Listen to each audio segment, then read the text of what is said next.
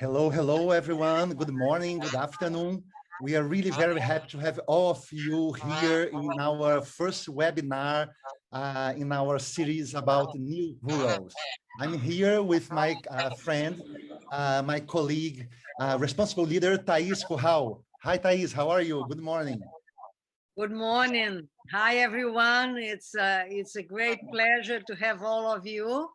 And it was a wonderful surprise to see how many people have signed to be part of this webinar. Yeah. So, Thais, just to introduce a little bit myself, I'm Rodrigo Baggio. I'm a tech social entrepreneur. So I have the very first NGO in the field of digital inclusion, digital empowerment in Latin America. We have over 1,000 digital empowerment centers in 12 countries. So I'm very tech. What I'm doing here in this new rural space, right?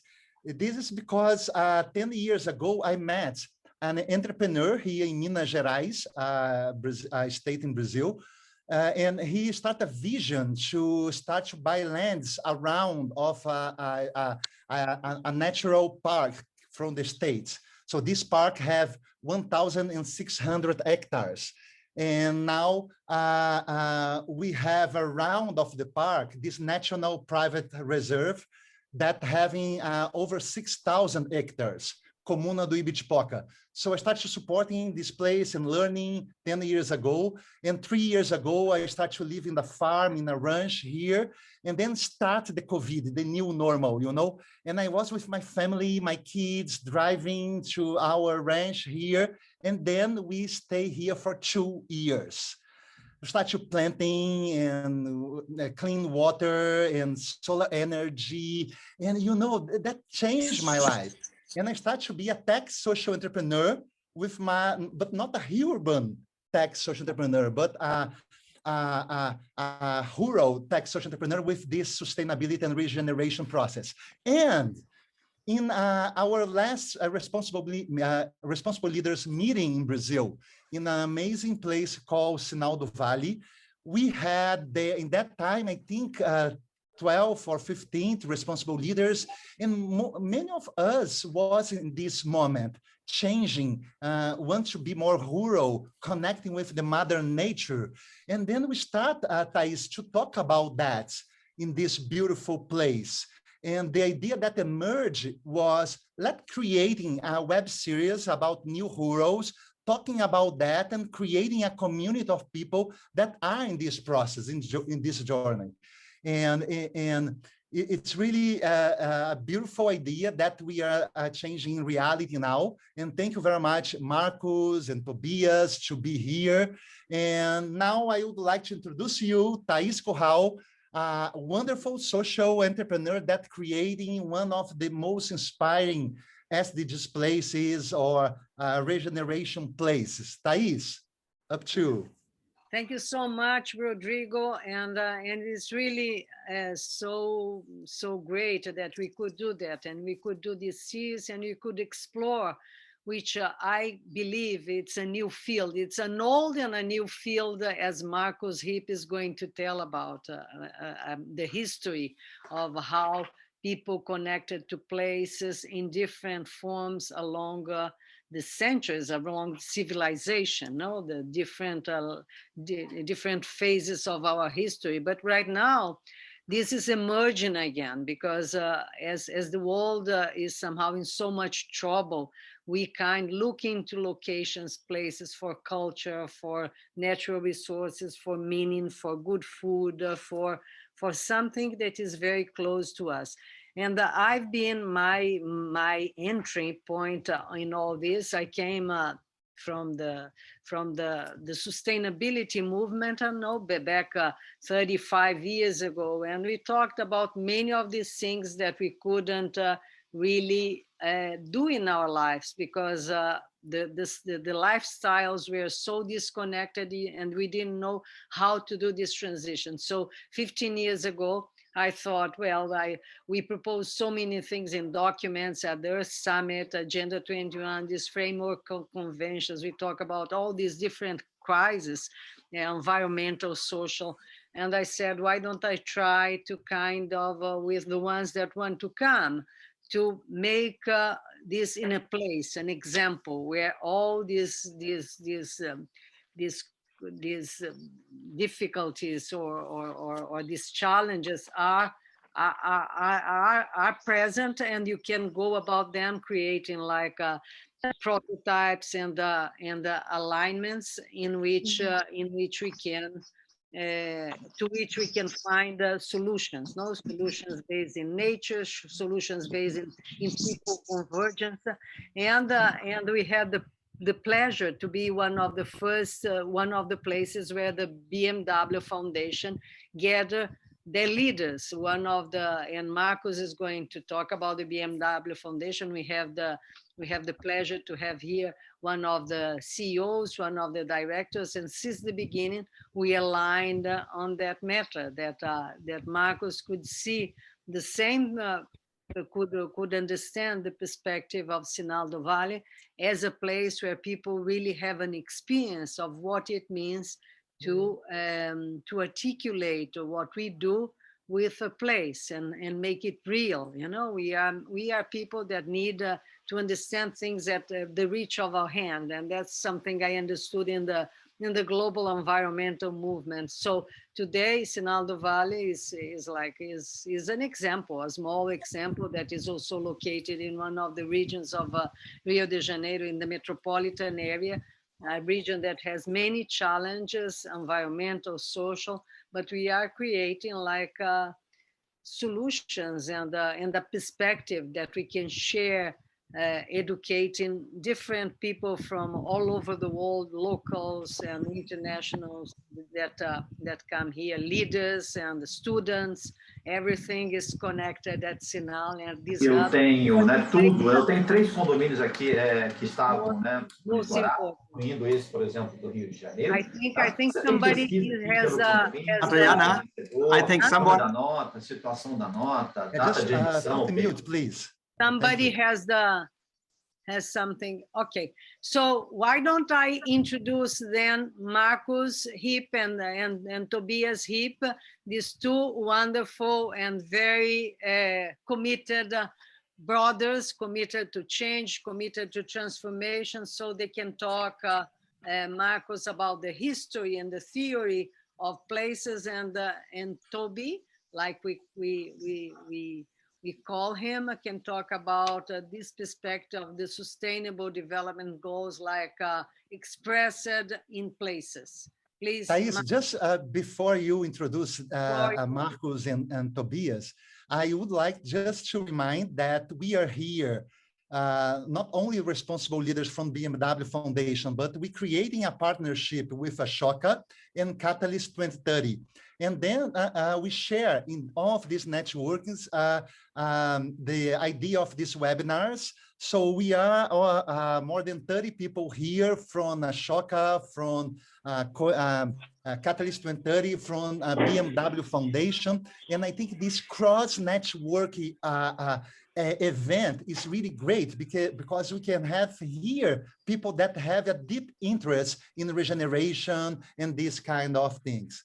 So Thais, now I think you can introduce Markus and I Toby. just want to add, because I don't know if people, I'm going to repeat it, we'll repeat at the end, but just to add that this is the first, we are opening with in the best style, best possible style, something that will go on for the next 5 months, and we end in November. We kind of have every month, and we are going to share with all of you a webinar with from a particular perspective on the way places are now expressed. No, we have people from indigenous people, from very ancient, like wisdom traditions of the East that is presented in place. People that are steward in like a large areas of land. And we are going to end in a conference that we are going to have at Sinaldo Valley in November about regeneration centers in Latin America. So just to say that you're going to receive this information from us. Markus, the floor is yours. Thank you, Thais. Thank you, Rodrigo. Thank you, my blues brother, Toby. and all the others, which we named already some movements. I also saw AFTAP from the Inner Development Goals movement, and others are here as well. And as Thais and Rodrigo said, that's wonderful if we cross our communities and link them together, because in the course you will see, and we will see within the next hour, I think, that there is one thing which connects us all, and that also has to do with places. So thank you very much for these initiatives. I was really flashed to see it, and all the time when I'm traveling around with the foundation, it's one element. If I talk about how I believe that transformation and inner growth can happen, places play. But I was so happy that Thais, which created this incredible, beautiful place, and I also see here Marianne from Chile and others, which have such beautiful places all around the world. And all what we have done, and Toby will share that later, is that we started to convene different kind of placeholders and try to find out, are there some common secrets about the power of places? So let me also introduce, I'm in one of my roles also a board member of BMW Foundation, but mostly I'm Markus, and I have different kind of passions, and really one of that is places. I studied philosophy and theology, so as Rodrigo said, he's a tech guy. I'm not a car guy at all. I wanted to be, when I was younger, a Jesuit, a Catholic priest, until I had a female disruption and also had to change my plans on that. Happy about that, to be honest, but it has something to do with my background, that I studied theology and philosophy with the Jesuits, and you will hear that. And with that, I also live in a farm since 20 years with my family in the same village as Toby lives. And before I start a little bit to go deeper into the idea about the power of places in nature, I want also to share, some of you have been already online, some came later, you still can close your eyes and think about these places in your life, in your childhood, in your youth, which had an impact on you. And I remember different places in my childhood. I grew up in a small village in Southwest Germany, in a mountain area. And because my uncles and my mother, they have been refugees, and after Second World War, they had to start a new life, and they had the fancy, crazy idea on a sea level of 1,000 meters in a very difficult climate and weather situation to start a Gärtnerei, a gardening house, yeah, where they grow vegetables and flowers. And you know, we have the seasons, and it was a tough thing because, you know, if you have these glass houses, you need a lot of energy to heat them all over the year. And so we kids from this family always helped to go into the forest and make wood, because they were heating all these glass houses with wood. And that made me, for my whole life, later on, a wood fetishist. I loved it because my uncle, behind the selling room of the gardening house, there was the so-called, in German, it's Rosenstüble. It's a small place in which they had the big ovens to heat up the whole gardenery, but they also were sitting together. It was always smelling after the different kind of flowers all over the year. And in the evening, from 3-4 o'clock in the afternoon on, in this small village, all the men came from work and started to have that as a kind of the informal restaurant of the village. It was a restaurant which a very limited offer. They had beer and schnapps and started to talk and sit around until the women called and were very angry the men should come home. But for me as a child, that was a place which really made something with me. And I always remember how beautiful, warm, also in the coldest winter it was, which in this space, and listening to these people around, how they shared their story from the village and what happened. That was a very cozy place. And I wanted to start with that because I'm sure if you find inner resonance points to places like that in your life, you understand a bit better what I try to talk about. And before we now start, I really think it's nothing new what I'm talking about. And most of you know, but you know, since mankind and human beings started to convene in all cultures, tribes, natures, surroundings, very quickly it appeared that there have been special places. You are in Brazil, lots of you have still the Amazon, where indigenous people are living. You can go if you live in Rio. I've just had the contact with Ricardo Piquet, which opened last week in the Museum of Tomorrow, an incredible exhibition about indigenous people in the Amazon, an exhibition of photographies going around the world. So in all places on the world, it started with this kind of sacred places, holy places, very powerful places in nature.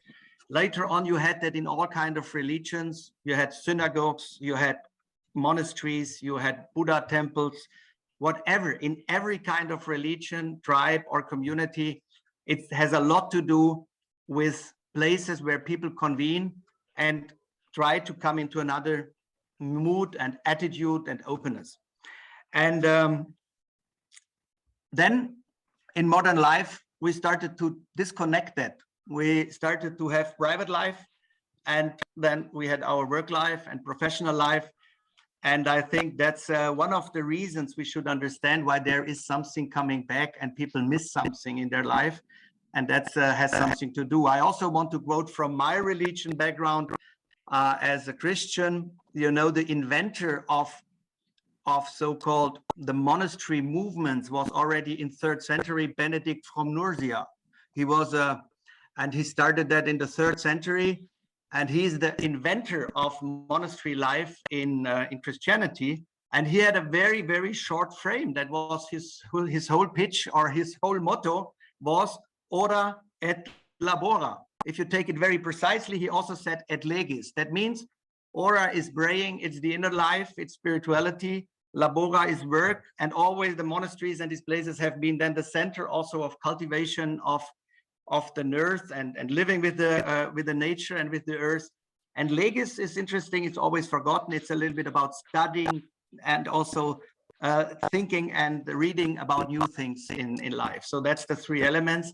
And that I think inspired me, and unconsciously or consciously, I don't know exactly, places in all my life have become a very important element. And when I then later joined the BMW Foundation and started since now 16 years to do leadership formats, I discovered still more how important places are if you want to bring new things to the earth. As my friend Otto Scharmer said once on such a place in Canada, we need places in which the new is coming to the earth, in which are client like birth moments in something new can happen. And you can imagine now back from your beautiful place in your mind to a 5-star hotel with a conference room, sitting around a table, having your badge in front of you or here, and try to think, I can kill the atmosphere very quickly, I think. Try to imagine it. And that was my imagination when I saw the conferences, and we still observe conferences 80% around the world, which is done like that. You come in dark, very often not window rooms, with always the same ugly chairs, the same ugly tables with great boundaries between of us. And then people come in, and then you have the still more terrible panels in which perhaps 100 people sit around and 3 people talking, and they always talk too long, and there is no conversation. And then all people are happy if there is the coffee break. And then all people after every conference say the coffee break was the most important. But nobody is changing this fucking boring setting. I did it because I really get so much bored from this kind of, and then from that on, we started to work and to experiment what happens if you just go out and if you find other places. And that was for me the beginning of intuitively developing of new methodologies if we convene people, and what different and what happens then. And perhaps I also can make here already a break, because I can share much more about the methodology of these places. But what I observe now within my work since years is how important as one element of new forms of convening it plays if we combine what I would do now from now on, always, since I also have met AFTAP and the incredible tribe around the IDGs, if we combine the inner development goals and growth of people with the outer goal of the SDGs. Because there is one problematic momentum about these holy places I named in the beginning. They are all exclusive. They are not inclusive. If you are a Christ and you go to a church, you feel well. If you are a Muslim or a Buddhist, you can go there as a tourist. But if the liturgy starts, you perhaps feel a little bit strange and you do not belong to this place because there is a dogma, there is a believing which you either accept or you let it be. So my first translation was, if we create or find places, it's more about finding places with people, then they should be inclusive. They should not have a dogma. They should be open, that all people, wherever they come from, every nation, every culture, whatever kind of religion or non-religion they have, they could join, they can belong. And in the end, it's really the only framing which we have really together is this planet. And the other framing is something which we make historical, like something like the SDGs, the Sustainable Development Goals of the United Nations. That's made by 200 states and a lot of non-government organizations and scientists to define. That's what we could try to make this world a better place to survive and bring it to a next generation. But if this is all the framing, then there is no outer transcendent goal, because this is always the problem. It's wonderful if people have their religion and their believing and their faith. But if you really want to care, you see also the other side of these places. Go to Jerusalem, and then you see every some years fights between Jews and Christians and Muslims. Go to other places, there is always a fight also about who owns this place, who is the right dogma behind of it. And that's something which we should overcome. So to close this first historical, a little bit philosophical framing of this session, I really thought and discovered, when we lost in our modern life the holistic approach of the inner and the outer, we also have lost the places as the which make it possible that we combine it again. But also as a translation from the history, this should be something new. This should be inclusive for all people, and it should help us to bring, as a secular version, the inner back to our lives and also to our professional lives. And that's also the other difference. I think, we have beautiful retreats around the world. We have created a kind of tourism in which we built for millions of euro incredible places in which you have the swimming pool and the sauna and the 5-star restaurants and the beautiful nature. But I can tell you, I have seen a lot of these places and they are totally empty. There is nothing that it's just for it's just continuing our individualistic approach of living. And then we spend all the money which have done in our lonely work life in ugly offices and conference spaces to spend it very empty in incredible retreats, which are beautiful, and we still stay in our inner soul and do not open up. And what I think, if we talk about SDG places, new places, or somewhere places, Toby will name it later, then it has to be something which is much more like a secular monastery, out in my analogy and language, which combines our professional lives with our inner life. And then you also will perceive, then also the whole concept of working is changing, because it's again a kind of holistic experience in which you can act. With that, I would make a first point here, and I also can later, also if you have first reaction or want to reflect or resonate to that, I also can share a little bit more about how we bring, which kind of methodologies we also see to make places as what we perceive them as transformative places for people and communities for purpose. Thank you. Thank you so much, Markus. I think you inspired us with so much clarity, about how places in our era, where we know that people have to meet from where they are, because we have evolved so much at least in the thinking of democracy, but then we don't know we continue in this democracy meeting the same way, and so means that we don't really meet as human beings. No? Olha, o colchão se você levantar, o colchão vai atrás de você, hein? Tati, Tati, please, if you can put in mute, I appreciate. Dormiram bem? Please. Yeah. Ainda estão dormindo, né? Então tá. Então vamos embora. Eu dormi ótima. Mas, é uma bela dormir. Oi, Tati, tô vendo que você é brasileira. Tati, põe mudo, que a gente está aqui no encontro ouvindo vocês, por favor. Yes, can the host mute? Baggio, could you put me as co-host? Then I can do it. Yeah. Yes, okay, just a moment.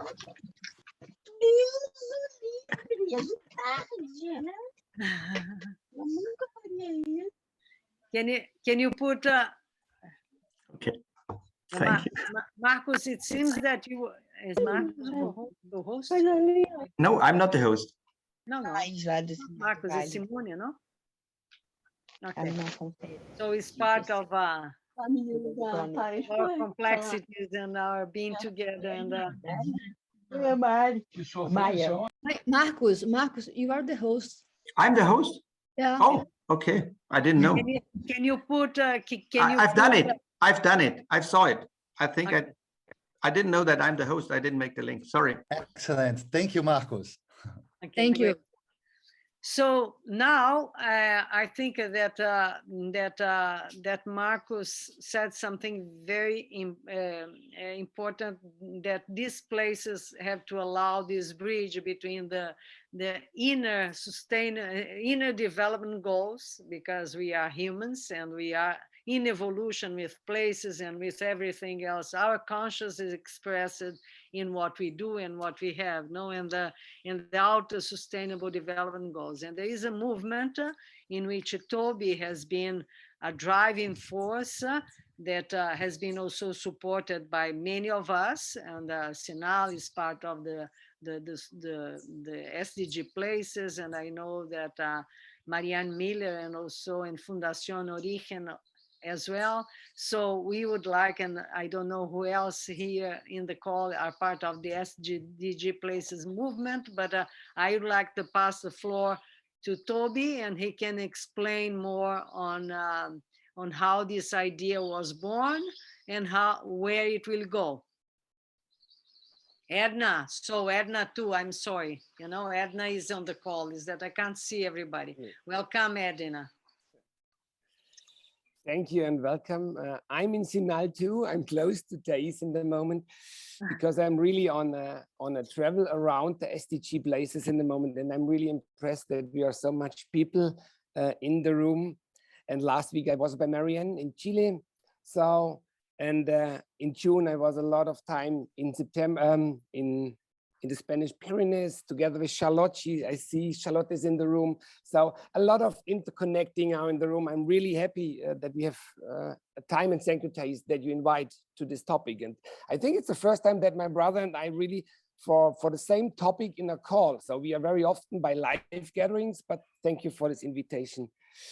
Marianne and Thais asked me, you, Marianne, last week, and you, Thais, yesterday, why I believe so much in places every time, and why is this my passion?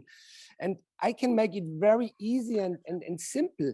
Over the last 20 years, I see really places like Fundación Origen in Chile, or you, Edna, in Mineralito in Mexico, and you guys here. These are really, for me, lighthouses, the secular monastery where we can really go in a touching point. We all, over the last 20 years, talk so much in gatherings about climate change processes in societies. You all know this. You designed hundreds of gatherings with intellectual people and stakeholders, but we saw really how important it is that we bring these people to, let's say, a touching point, a practical touching point. Markus was talking about wood. Some of you can remember about our great gathering in 2017 in Chile. So Renata, you was there. So there was a momentum where we invest the first time a whole day. The first day of this gathering, we don't talk about what we do and how cool and super we are. So now we go on this place, we make cheese, we create agriculture products, we make honey, Markus did pottery, so we go directly to elements, what the place it does itself, because there is a school. These all are encounters for differently meaningful projects, and we bring that together, and this is what we make so happy, because all these change processes goes on a real feeling. So you can feel, and because papers are, Markus, how we say that? Geduldig. Papier is geduldig. We say that in German. Patient. Patient. So, but here on these places, on these SDG places, you can feel really what means, or I will say it's a big word, but in Sinal or Chile or in Mexico, you can see how can look like a life in the future on the side of human beings, on nature, and you can feel it. It's really like a kind of laboratory. And from which side I come, Markus shared this from our family. In a very early beginning in my life, we saw this by our mother. She invited every time people, and food is a wonderful element. So we had not so much money, but our mom invited every time people at the table was every time full. And from this moment, like a child, I learned how good is this to be a host, a lovely tenderness host, to be generous and share this with people. And don't ask from which side you are coming. That is my ground, and I think Markus too. From there we come our passion and the believing of places.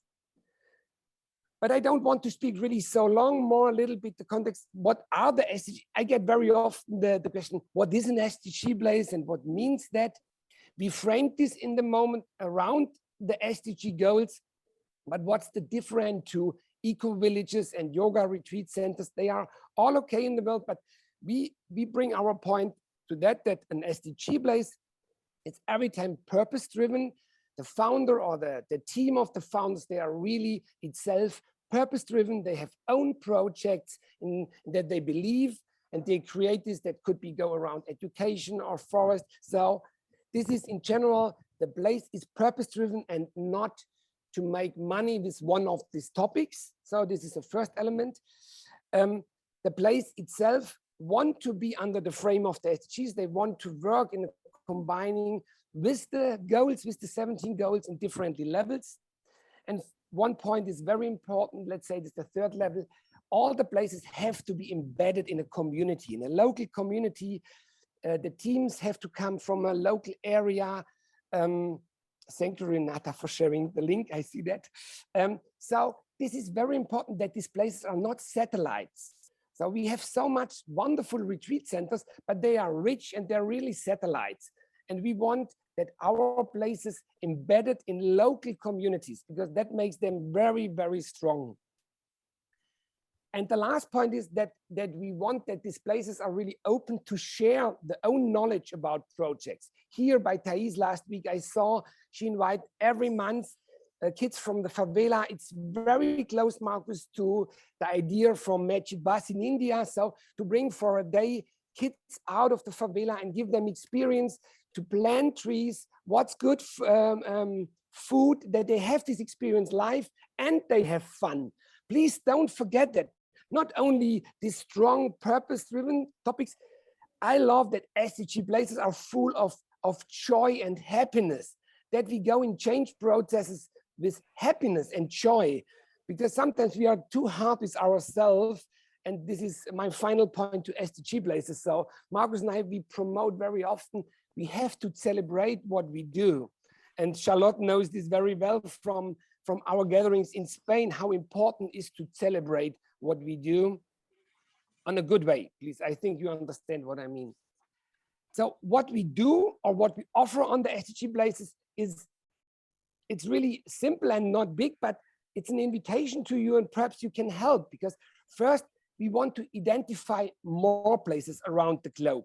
In the moment we are small and we look really for a high quality, that we can say these are really monastery lighthouses, and you go in touching point, but we have a lot of, let's say, aspirants. They are doing very well, but in general, before we say you are an SDG place, we go in a kind of testing. Testing means we match that with the place network like Charlotte or with the BMW Foundation, and they go for a first gathering there, and we go in a co-creation. How works the place? How is the hospitality and the hosting there? Is there an interaction, and is there a touching point, or is it in the end really only a retreat center? So scouting, identify, matching, testing, and then we, like our platform, we help sometimes like an assistant for co-designing to hold the potential of these places. Because let me say that, and that's my old passion and my fight.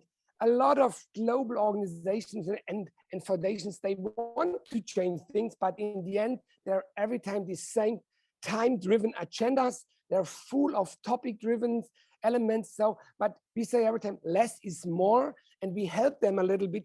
What is the potential of the place? What can you do? What can bring the place in? Thais and I had a lot of discussions this week about that. And in the end, sometimes I make really very clear team trainings to be what could be a good host. It's a kind of art of hosting, but we named this more placemaking. Yeah. From ourselves, we create sometimes 2 or 3 times in the year our own formats, but this is more like test formats, like where we test the future of convening. So we want to go really on a radical way, what is possible, and for that we invite a lot of artists, facilitators, placeholders, and organizations. They are open for these transformation designs, and we test ourselves. So to say we are our own laboratory. And finally, and I think this is interesting to discuss together, for us, it will be really important that we create this triangle. In the past was normally that organizations have an idea, they book a facilitator, and then they design an agenda, and after months, they come a call to Marianne or to Thais, we want to come to you, do you have space and time? This is a typical hierarchic way, and it's more a kind of booking and service, but this is absolutely not our interest. Our interest is to build a triangle, and Jörg knows our discussion in last autumn, how we can bring the potential from all sides together. Now there's something on. Perhaps the next Brazilian person they want to invite us in the private life. I love that.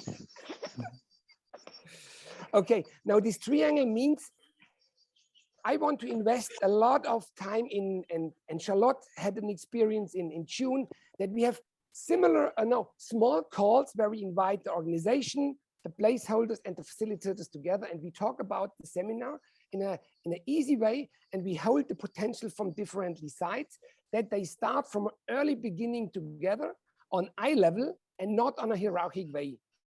And in the moment we are on a point in the movement to find a 4th element, let's say that, it could be a 4th element. We saw over the spring that the art and culture could be a 4th element that's very, very strong for transformation elements or ways that could help us. For me, was this really an aha moment over New Year in a lot of conversations with Jörg and Werner Binnenstein-Bachstein from the Portuguese Foundation. They invest a lot in art.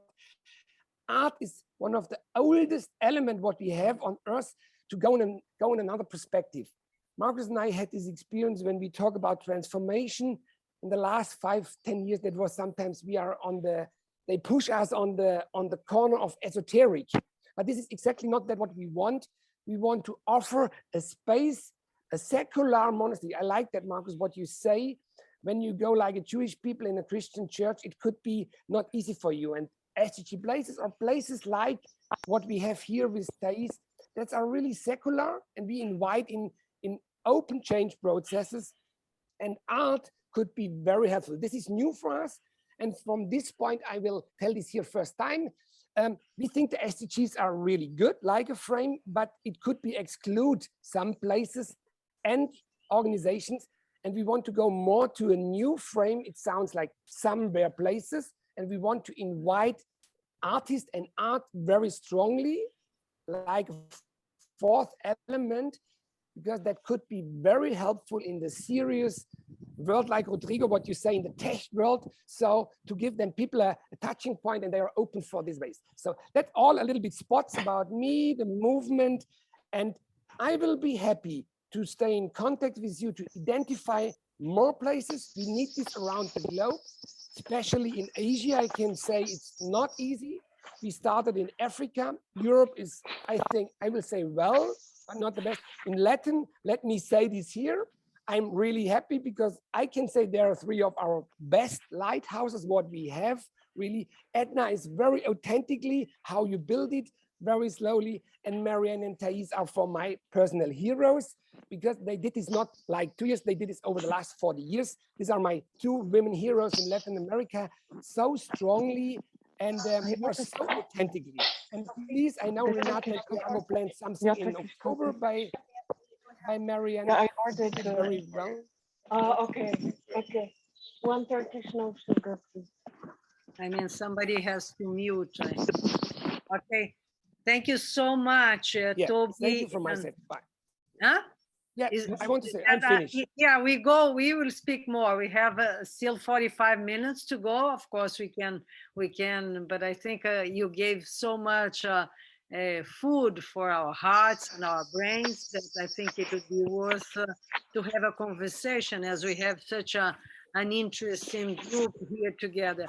I just, what just I would like to say, you know, just with the connection of Toby that has spent with his family these 9 days here at Sinal, that I think that one of the things that this place allows, you know, when I, from one of turning points of my life was to be a feminist, you know, in Italy. And what I discovered about this movement that was so important, it changed the 21st, changed at the 20th century, but changed the civilization forever. That was all done around kitchen tables, no, like all around meals, all around cooking together, sharing stories, and kind of creating this ground of humanity, you know. And so I think SDG places is one, or our places are in which food, cooking together, cooking local food is such an important element, you know. And these days here with Toby, they prepare meals for us, and we really encounter so many commonalities, things that otherwise we don't talk about, you know, because we're at the ground in which we can reveal things that we wouldn't say in a formal ground. You know, as Markus was saying, you go to this in conference to these very fancy places and you all are dressed there. We want to be cool and papier, something that in reality we are not. You know, I think also these places happen people to reveal what is more profound and more important for us, for each one of us and for all of us, which is actually how we are going to connect, because we are don't connected because you are CEO and I am this and I am an artist and we connected because you are human beings. And so it's this human ground among all of us that has to emerge for us to find the kind of solutions and the kind of way out, you know, the breakthroughs that we need at our time in which we have so many crises at every level, no? So I would like to open the floor for questions. Maybe Rodrigo want to ask a question and I want to ask a question too, and then we open the floor to all of you. So Rodrigo, would you like to ask a question? Yeah, Thais, thank you very much. And thank you, Tobias and Markus, for this great inspiration.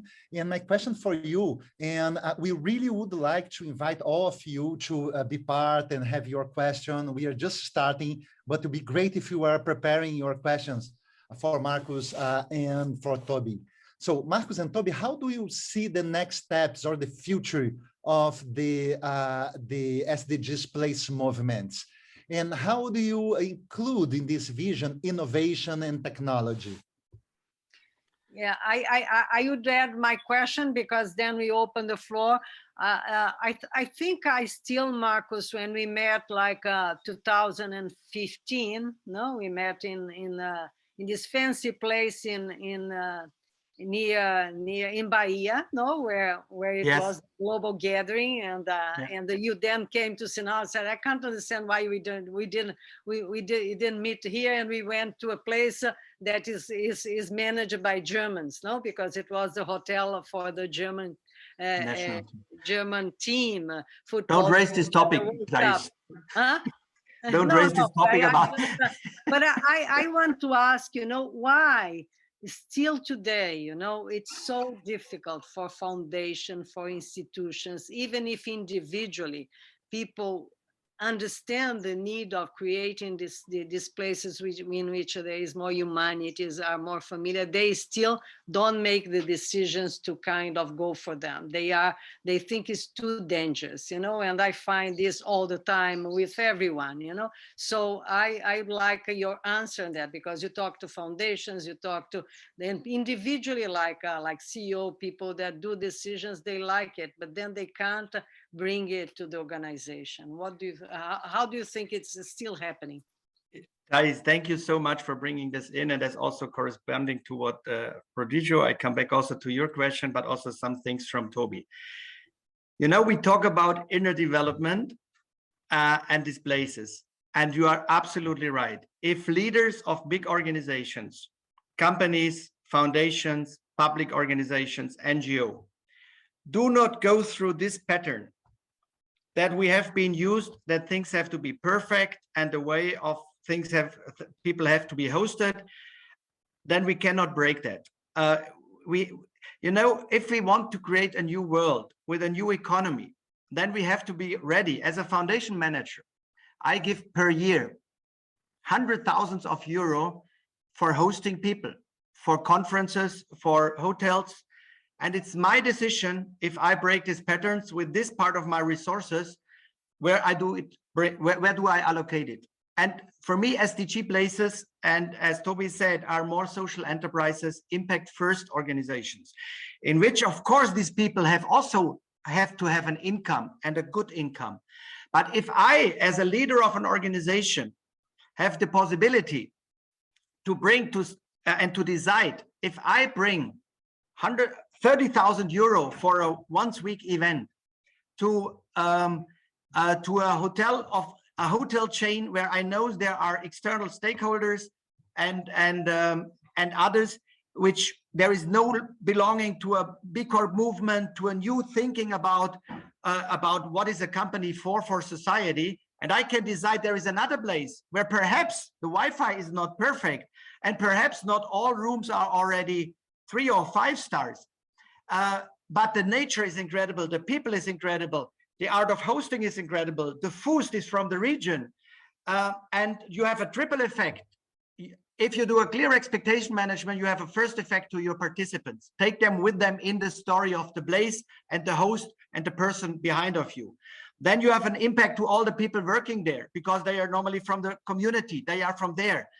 And then very, very clear, it's the decision of leaders, and that's very underestimated, and we get concrete here, the people which are in the organizations.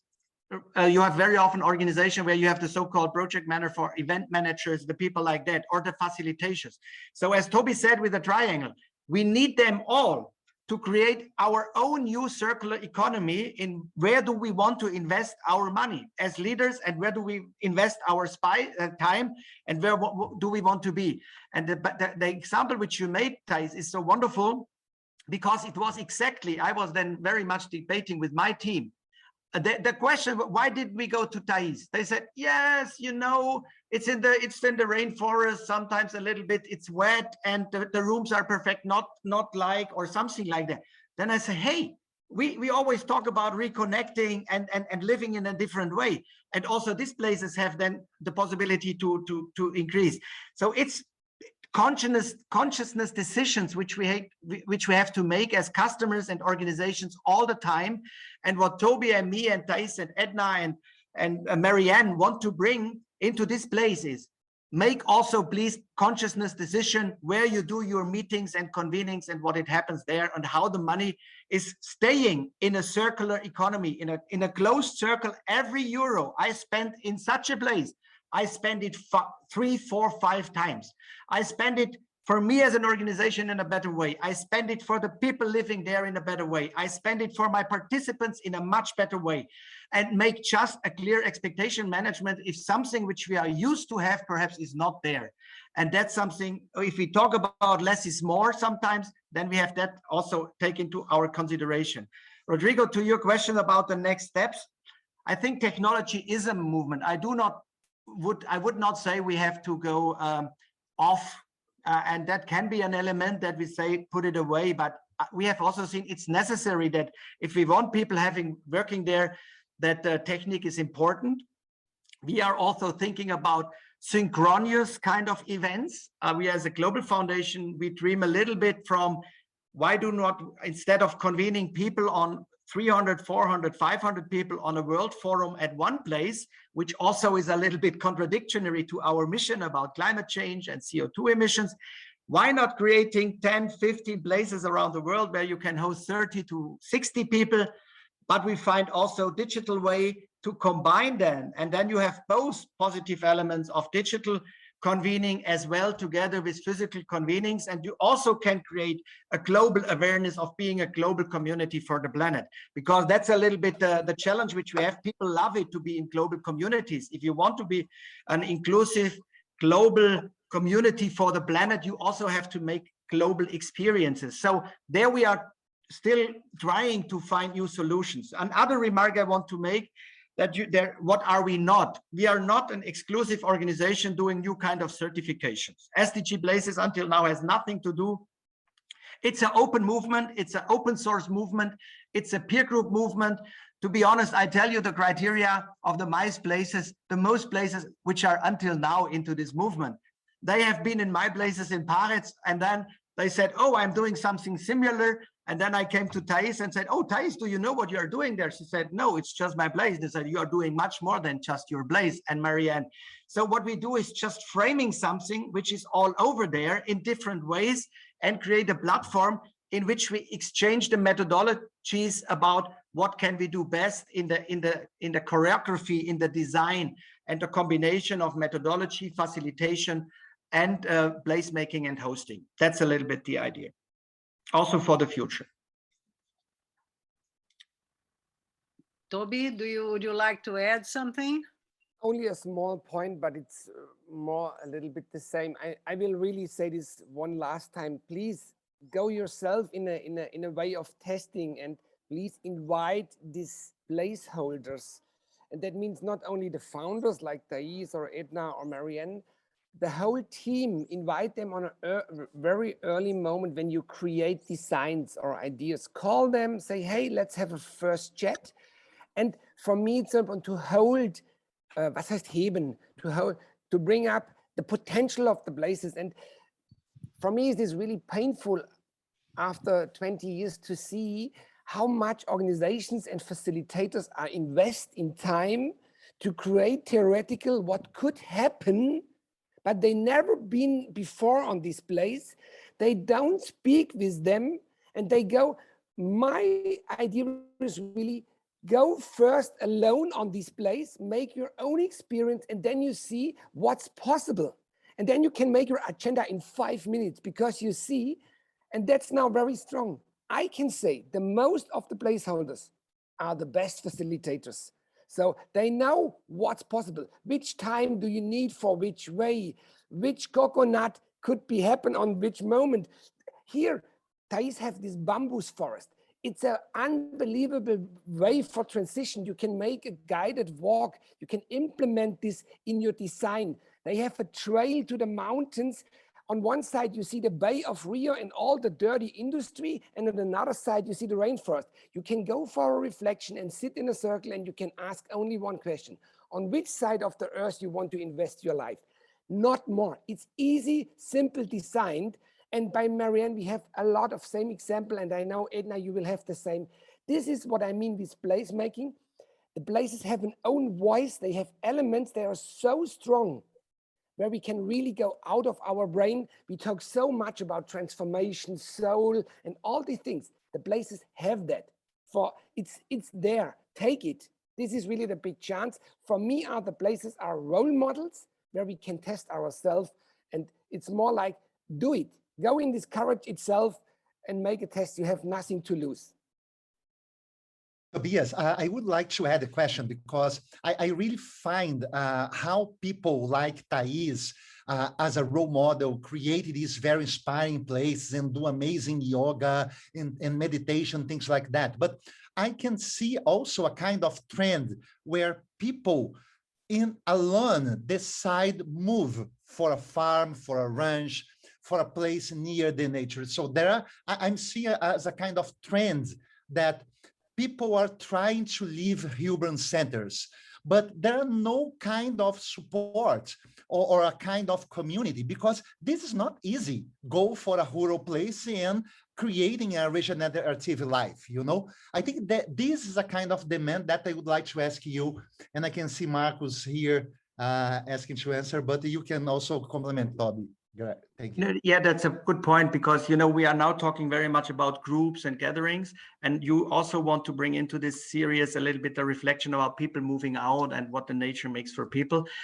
There is interesting movies in Germany, for example. We have a movement which is called Kodorf, which brings the idea of co-working space within cities to that people together as people. For example, as long as you can go by train for 1 hour or 2 from Berlin to a city where there's a lot of cheap spaces in Eastern Germany, where they completely together with the community and the municipality create from scratch new ways of living together, either in old buildings in sense of reusing them, or also in new building, kind of very sustainable mini houses, tiny houses. There are movements like that all around. And I think from my experience, I can share, and I don't know how Edna and you all and Marianne, of course, it's easier if you are a little bit in a community of support to each other. But mostly these people, as we are first movers. Yeah. And then you can see there is also a huge Bosch program of the Bosch Foundation. They discovered that a lot of communities getting a lot of change from one sensitive first mover, which is coming into a community or in a small village and bringing life back. The same we have seen in Italy. Charlotte is here. We have been on a beautiful space in the Piedmont, close to Torino, where it's 2 people, an old Italian family and a new kind of tech innovator coming together and promoting a village, a small village, as a new space, and that's bringing life back. So that could be, we do not have the final answer, but that could be a very important element, and that's some element of this movement, that we share models and experiences around that, what it means to go there. And the other element, Rodrigo, is really, we do not have to speak about all the time professional places. In that moment, if you at your places or other wealthy places or normal places, whatever, people open their houses, and instead of having them alone, starting to share and to do also formats with 5 or 10 people. In Sweden, we start something where we can perhaps host 12 people on a little old farm in Småland, in the south of Sweden. It's not about the size. It's not about the standards. It's about an inner spirit of how we want to host and open up places which are something in between public and private. And but they are all driven by a deep purpose. That's for the beginning always the most important. And then there is a sharing about, if you open it up, if you are encouraged to invest, to do more. That was my experience. I bought this farm where I am with my 4 little children and my wife. We had nothing. We had nothing. Nothing from the family. We just could buy the farmhouse. And then it emerged. We started to open up, and then it became a beautiful place for kids and families on the weekend. And it was totally improvised. And after 3-4 years, we started to invest and take a loan and some support or whatever. And then we started to make the experience with the seminars. And then that emerged, and we share about what works, what does not work. It's no answer. It's not the best and beautiful design hotels on earth. It's not the next 5-star chain. It's not about, it's very personal, and that's what we want to keep also in this movement. I want to add only, thank you, Rodrigo, I like your question very much. And I can tell you from my perspective, I take my family with me on this travel because I see by my 2 children, there's a next generation. They want to go back. They want really a big change. They want a totally new life in sustainability. There is a new generation and we have to protect them, and we have to accept, or I feel sometimes in between. One hand is for me in the old and one in the new, and I'm in between and in a struggle fight. But my kids, they are in the future. They are very clear. They want to live in this kind of sustainable life. My older daughter said, Daddy, you talk every time about it. Do it now. Now it's a possibility. Don't take in the supermarket this plastic box. So they are very, very concrete and they want to do. Second point is, and perhaps we have to share that. I like that we need like bridges that people, they want to test to go on this kind of co-living in sustainable ways.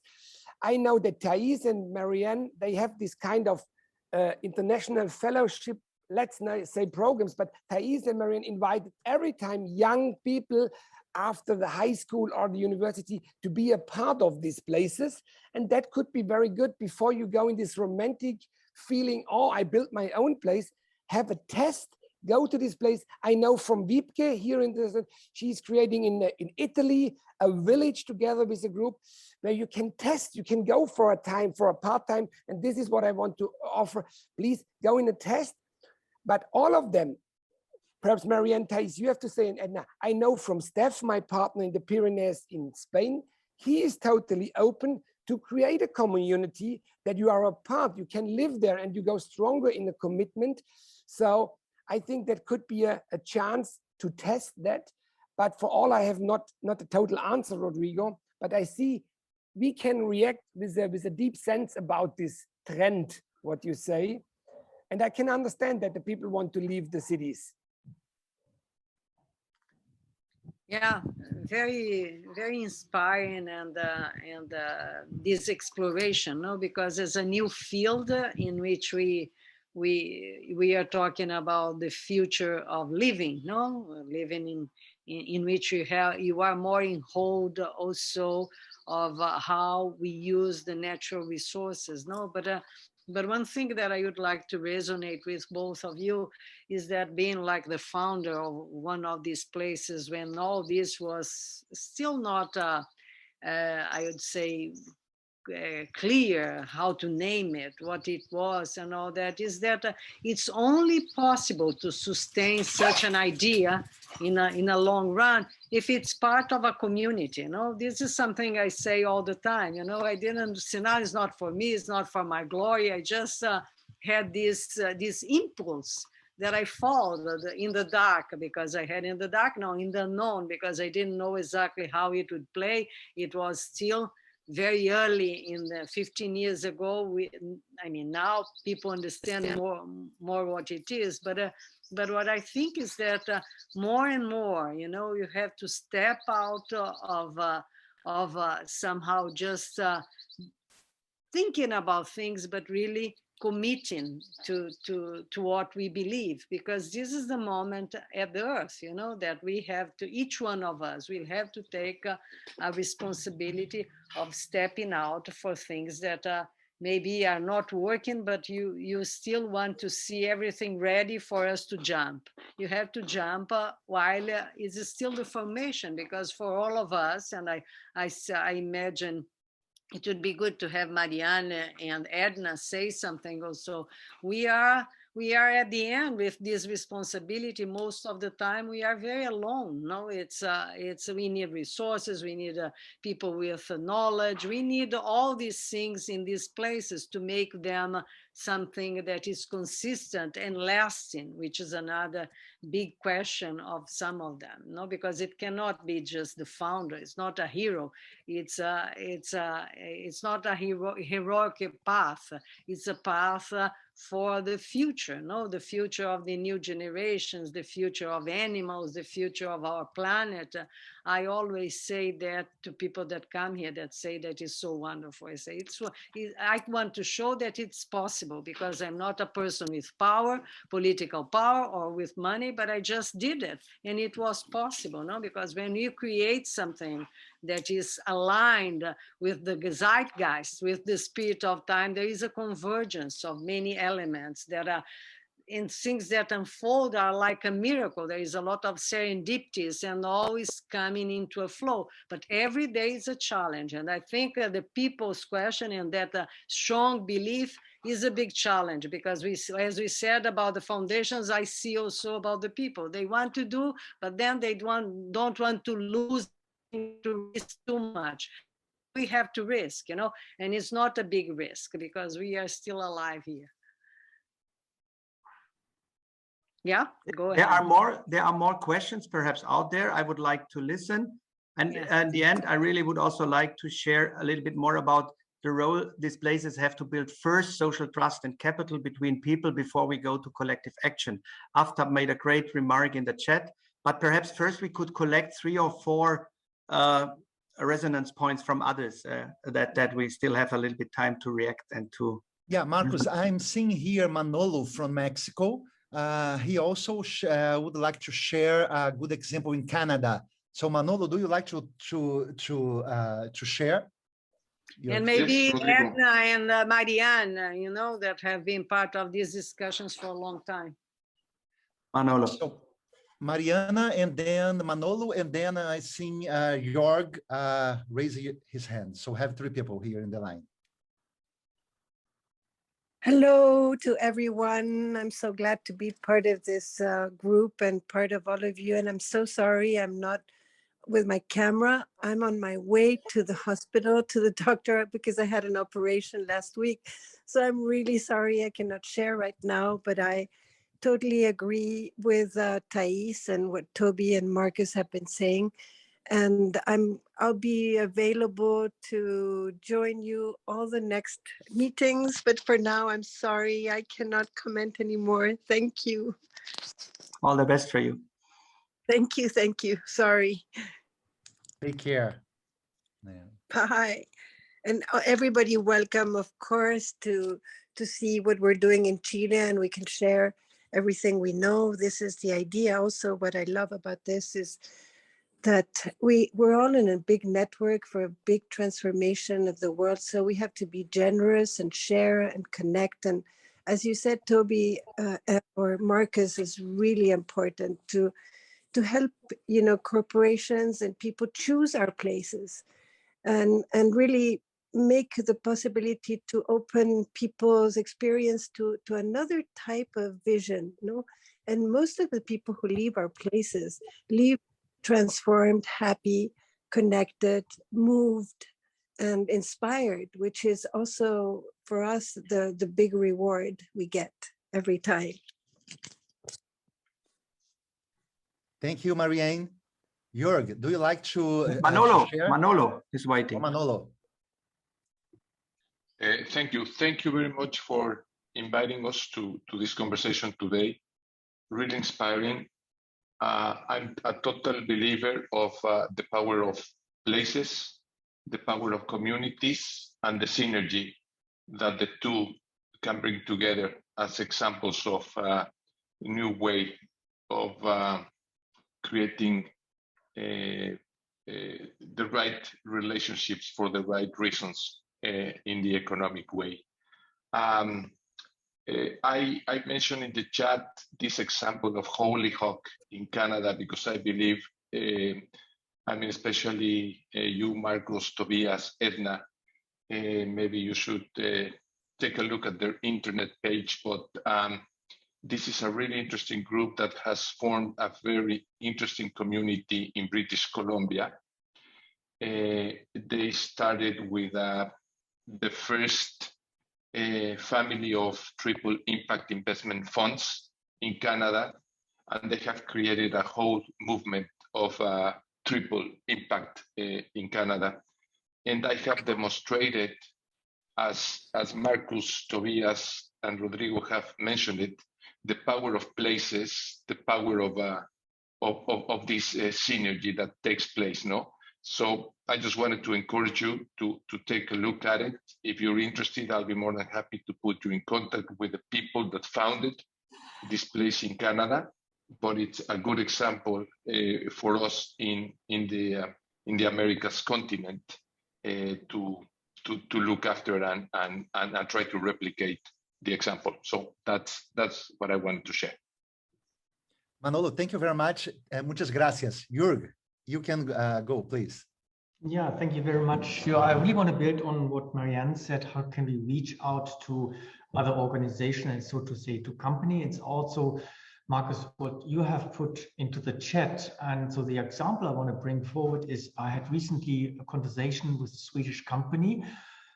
They produce solar systems, solar panels, and wind power. And we talked about an IDG program, and I said, well, actually, so there is a golden opportunity here because we can combine that with an SDG place, which is somehow in the middle of being prepared and developed.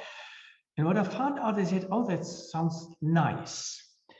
Which means, so the link between the development, the inner development goals and the SDG places is not there enough. So I think we really have to strengthen that. And listening to our conversation, I'm really thinking about, is that a matter of a marketing approach that the SDG places? It's not just another kind of a nice hotel chain. They create an impact. So if you come to the places, it's not only having a nice seminar place, it's also contributing to a different kind of impact and approach. So therefore, I'm really thinking about how to make the marketing stronger. Recently, I had a conversation with a client and she asked me simply, oh, so what is an SDG place all about? I said, well, it's dedicated to the United Nations goals. I said, it's just a nice hotel. I said, well, a little bit more. So therefore, how can we really strengthen that approach? And coming back to the example from the Swedish company, how can we really build a chain of the SDG places with the IDGs? And I'm really thinking about hardware and software. So these are a couple of thoughts from my experience from the last couple of weeks of my conversations. Thank you. Yeah. If you allow me, I don't know if there are some other questions in the space, because I have to leave sharp. Toby has a little bit more time in 15 minutes. I really want to make one important point, and Jörg, you reminded me. It's not just about the place. And I want to put it on the example of the BMW Foundation, which we have developed. And I just come back from Boston and we did it, and in Ecuador. And I experience it every week in Spain and Italy, where we have places like that. It's just one element of a different approach of convening people to bring them in inner transformation and inner growth. And that is the beginning of then a different way of community building and collective action. So if I would summarize my Summa Philanthropica, I would say the places play a key role, that we first start with inner transformation and before we go to the outer. That's the missing link for me in the whole impact debate around the world, that if we don't take our inner patterns into that game and allow places as one element for this change and another way of belonging and connecting in a different way as a community to each other, we will not solve the problems which we have to solve. That's also the core idea of the Inner Development Goals movement, that this enables then the outer.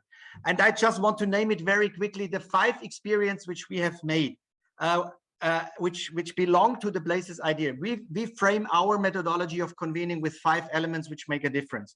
First is try to create radical diversity.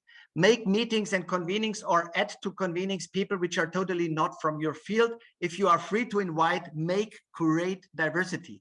Bring people out of their brain thinking about topics and solutions and address them as persons. People in the BMW Foundation, responsible leaders, normally never exchange business cards. Sometimes I don't know their second name, but we have WhatsApp groups since 10 years, which from the morning to the evening never stop to run with a lot of hearts, like family chats.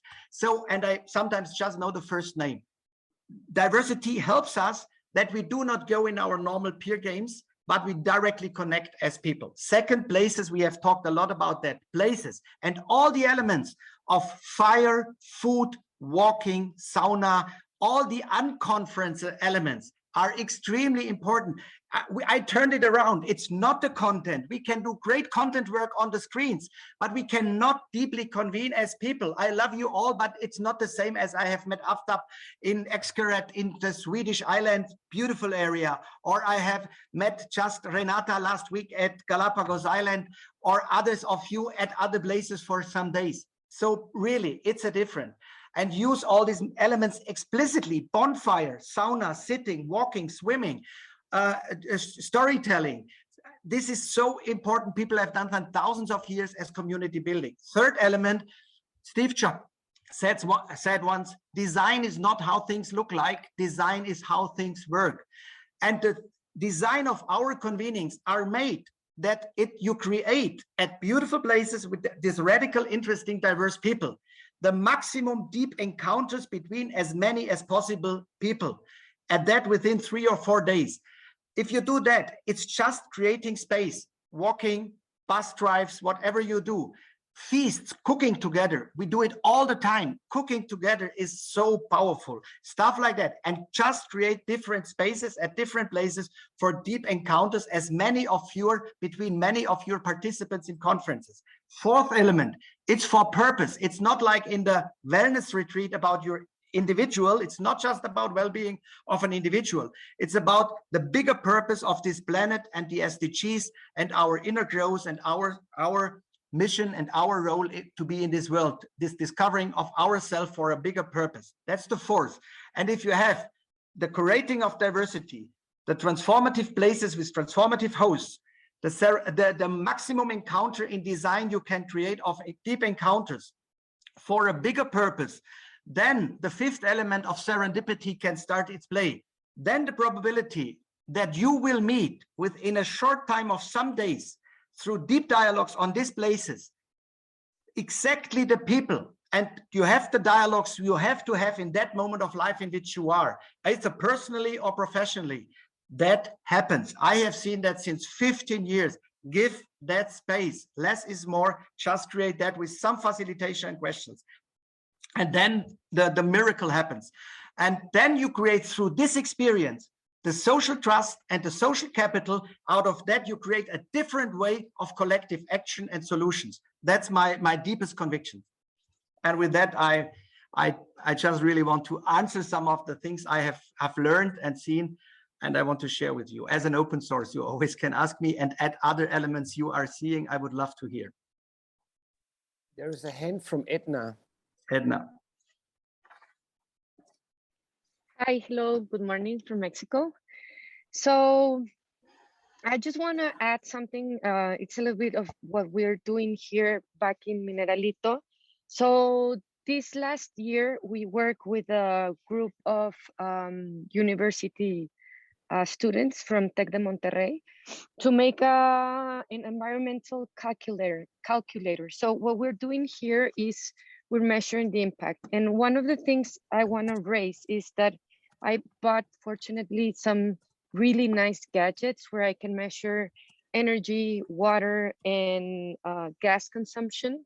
But we're having trouble a little bit with the community impact to measure it. So it's something that I really like to raise a little bit more the question, because obviously, you know, water, energy, gas, it's more in a technology way. But I was really like very excited when we finished the calculator with these students, and we have now a clear impact of the environment where we are here. So now we can say how much impact has a group and the offset, but we cannot say how much of the impact in the community we are having. It's just something like a storytelling right now, which is really nice, and we know that what we're doing, but I really like to put it on the table and see how can we work that a little bit further whenever we can.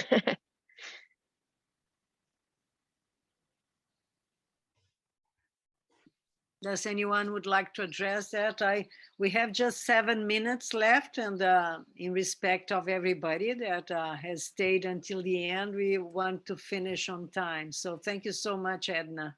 And any of you, Toby, would you like to address Edna's question or comment? Is here. Or perhaps perhaps Edna, you can bring it to September to our big gathering. So I like the question, but in the moment it's more for me to take the last 5 times to collect really what's in the room. We speak so much, but there are so wonderful people around the world. Perhaps they can only some popcorns. So there is an interest, there's energy about that we can connect after this call. So because sometimes it's a good energy in a call, but then I don't know what the people want after this call. Okay, so can I because we have 5 minutes, no? And I think as you said, maybe we know, and we have people we didn't. When Rodrigo and I thought about this group as in the part of an open space of the meeting of the Brazilian Responsible Leaders Network, you know, and that was in March.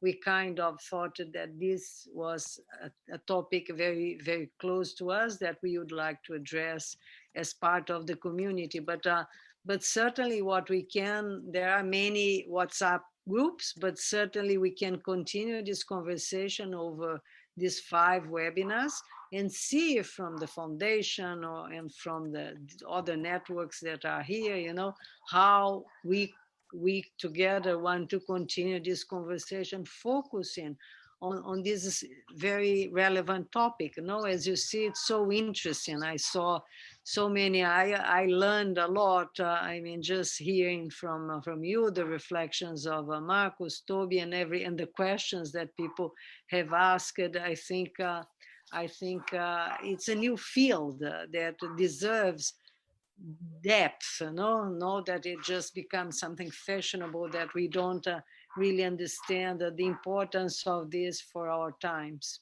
That's what but I don't know if to wrap up, if Markus, you want to say something, Toby and Rodrigo, and maybe someone else like Renata and people that have been part of this process. Adriana, we have few minutes.